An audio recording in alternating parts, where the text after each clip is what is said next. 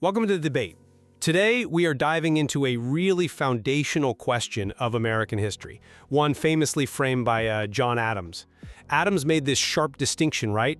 He asserted that the Revolutionary War ended when the fighting stopped, basically post-1781, but the revolution itself, the real transformative social and political upheaval, that was a constantly changing period, constantly adapting things. Exactly. And that leads us right to our central question for today, which really springs from that Adams quote. Did the period after the war, say from 1781 up to 1800, did it truly reflect Adams's idea of constant adaptive change? Or was this era actually more of a conservative step back, a way for the established elites to kind of lock down existing power structures, existing hierarchies, and basically put the brakes on that radical revolutionary spirit? And I'll be arguing that, yes, those years, 1781 to 1800, they absolutely demonstrated a profound, and I'd say necessary, capacity for political and economic adaptation. An adaptation that frankly saved the young nation and proved Adams was fundamentally correct. And I'm going to take the other side. I really reject the premise that just political survival is the same thing as revolutionary change.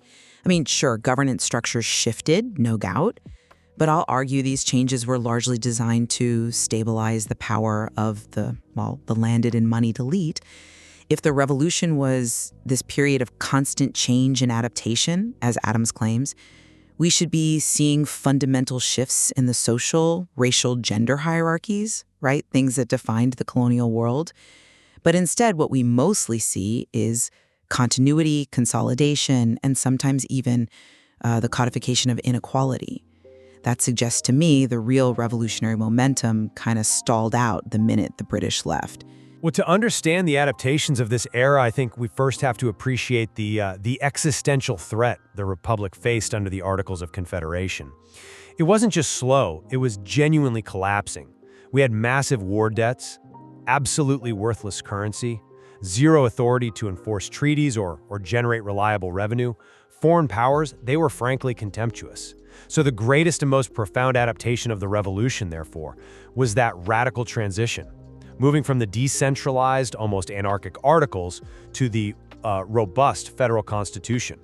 And this wasn't just tweaking things, it was a total revolution in governance. The nation recognized that the kind of decentralized liberty it had just fought a war for, which, led to things like Shays' Rebellion in 1786, was dissolving into chaos pretty quickly. The Constitution adapted by introducing really powerful concepts like the Supremacy Clause, establishing a national power structure that could act directly on citizens, not just beg the states. This adaptation was vital. It was the revolution adjusting its form to ensure its own survival. Okay, but that analysis treats the Constitution as this universally accepted step forward. I would argue it was fundamentally a conservative consolidation, really driven by fear. The adaptation that happened in Philadelphia, well, it wasn't necessitated by a desire for continuous revolution, but by a really profound distrust among many founders of the popular democratic impulses the revolution had kind of let loose. But distrust of what? Anarchy? Well, look at Shays' rebels. Many were veterans, right? Rising up against crippling debt and taxes, they felt they were just applying the revolutionary rhetoric from the decade before. The Constitution's framework itself, you look at the Electoral College, the indirect election of senators back then, the whole system of checks and balances, these were pretty explicitly designed to filter the, quote, passions of the common people. So I don't see that as constant adaptation toward greater liberty. It looks more like a structural bulwark against radical majoritarianism. The adaptation's main function, I think, was to contain the revolution, not to keep it going. Containing anarchy is surely a prerequisite for sustaining liberty, isn't it? And the shift from the Articles to the Constitution was, I think, a brilliant, successful adaptation to achieve that necessary stability. But okay, let's move past the framework itself for a moment and look at the actions it followed, which I think also demonstrate this ongoing adaptive revolution. I'm thinking specifically about the groundbreaking actions of the Washington administration, and particularly Alexander Hamilton's financial plan. Okay. The nation's financial state in 1789, it was catastrophic. Hamilton's plan was, well, nothing short of a revolutionary adaptation that secured national credit almost overnight. Crucially, he insisted on funding the national debt at par, meaning the government would pay the full face value of the bonds, even to speculators who'd bought them for pennies on the dollar during the war. Now, that was politically very difficult, sure, but it was absolutely essential. It immediately established the credibility of the U.S. financial system, attracted international investment, and rapidly transformed the nation into a global economic player. This wasn't just continuity from the colonial economic structure, it was a wholesale, radical transformation driven by absolute necessity. Right. I certainly acknowledge the economic success of Hamilton's policies in, stabilizing the nation on the world stage. But I reject the conclusion that this proves Adams' point about continuous, liberating change for everyone. That adaptation, well, it seems pretty tailored to favor a very specific class. By funding the debt at par and by pushing for assumption, having the federal government take on state debts, Hamilton deliberately created a permanent, wealthy creditor class, people whose fortunes were tied directly to the success of the federal government. That sounds like wealth concentration to me, not necessarily revolutionary adaptation for the broader public good. And furthermore, the mechanism you mentioned, the National Bank, that ignited a massive constitutional debate that really defined the era. Jefferson and Madison's strict constructionism, their argument against the bank, viewing Hamilton's use of the necessary and proper clause, the elastic clause, as a dangerous overreach. They saw it consolidating financial and political power in the North and actively harming the agrarian interest of the South and West. This intense resistance itself proves that for many founders, this particular adaptation felt like a betrayal, maybe even a step back towards a British-style centralized financial control. But that tension between Hamilton and Jefferson is exactly what proves Adams' point. The revolution was adapting its political discourse. They were actively defining the limits of federal power, but doing it within a stable framework. That's a debate the collapsing Articles government could never have sustained. The Constitution provided the adaptive scaffolding for these necessary conflicts. Okay. And consider, too, the establishment of the rule of law under Washington. His decisive and, massive military response to the Whiskey Rebellion, mobilizing 13,000 troops, that was a clear adaptation of federal authority. It demonstrated that the new government could enforce its laws internally, unlike the feeble response to Shays' Rebellion earlier. This established that essential precedent of federal supremacy and internal stability. This whole process of learning, adjusting, establishing precedent, that is the constantly changing period Adams described. I'm sorry, but I just don't buy that using military force to enforce federal supremacy automatically proves the continuous liberation aspect of the revolution. That decisive action against Western farmers protesting excise taxes, which, like Shays' Rebellion, had roots in economic grievance, looks an awful lot like a conservative backlash designed to suppress popular resistance to, frankly, elite policy. And if we need definitive proof that the consolidation of power really outweighed the spirit of continuous adaptation towards liberty, we absolutely have to look at the Alien and Sedition Acts of 1798. The Federalist-dominated Congress, under President Adams himself, mind you, passed laws that literally criminalized public dissent and criticism of the government.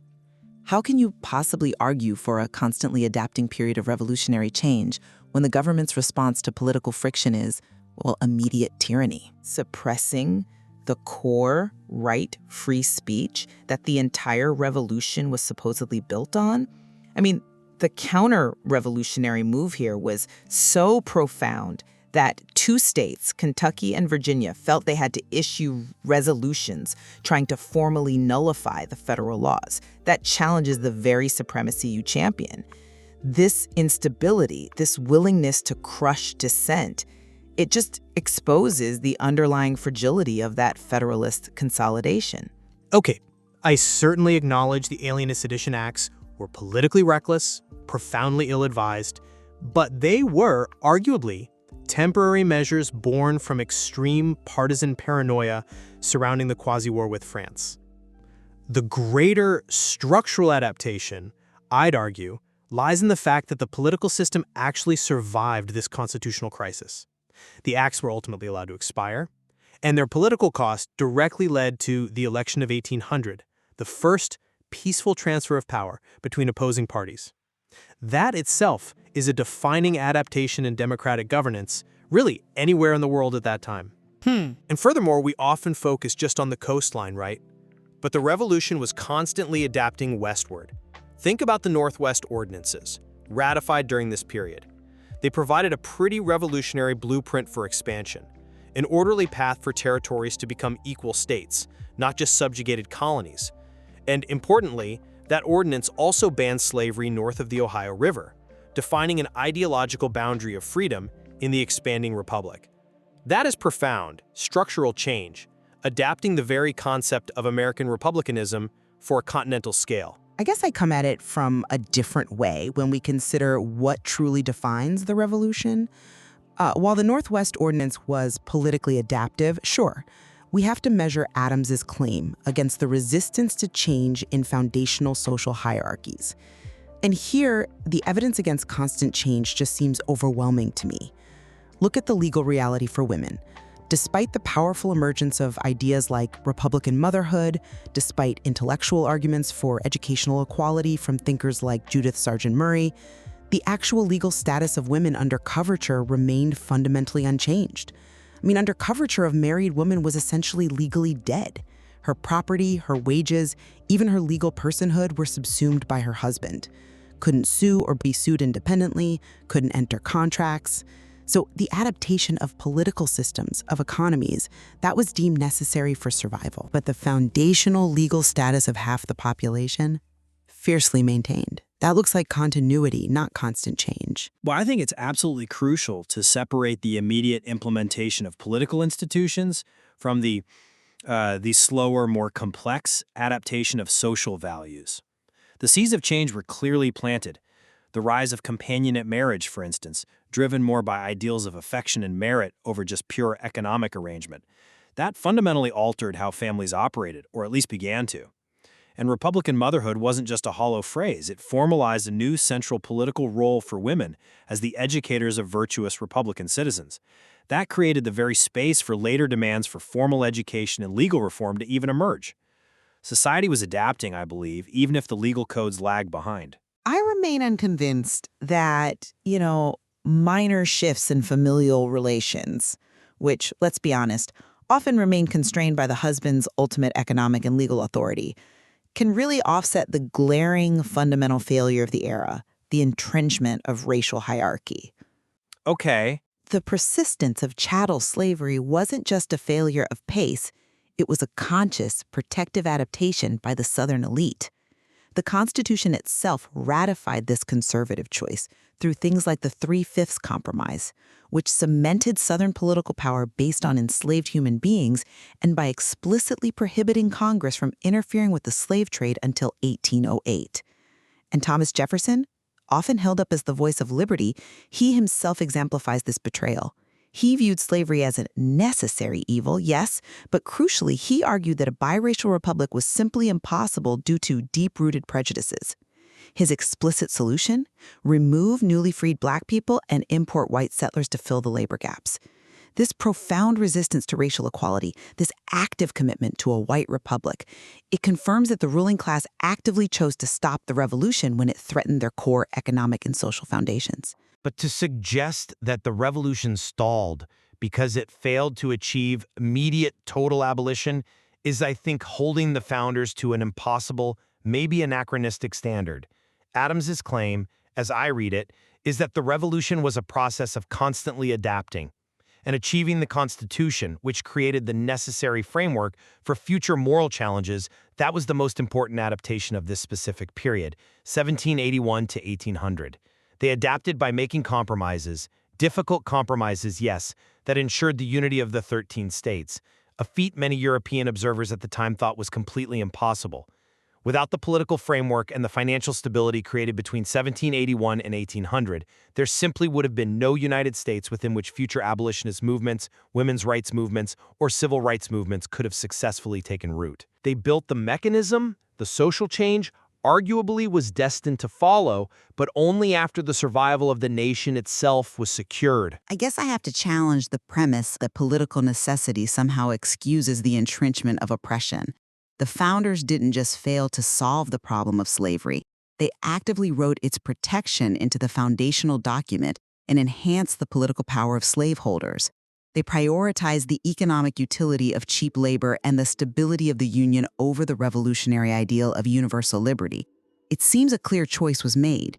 Furthermore, we just can't ignore that the Federalist consolidation, the very political adaptation you champion, was almost immediately coupled with measures like the Alien and Sedition Acts, explicitly designed to suppress the political speech of, well, poor farmers and political opponents.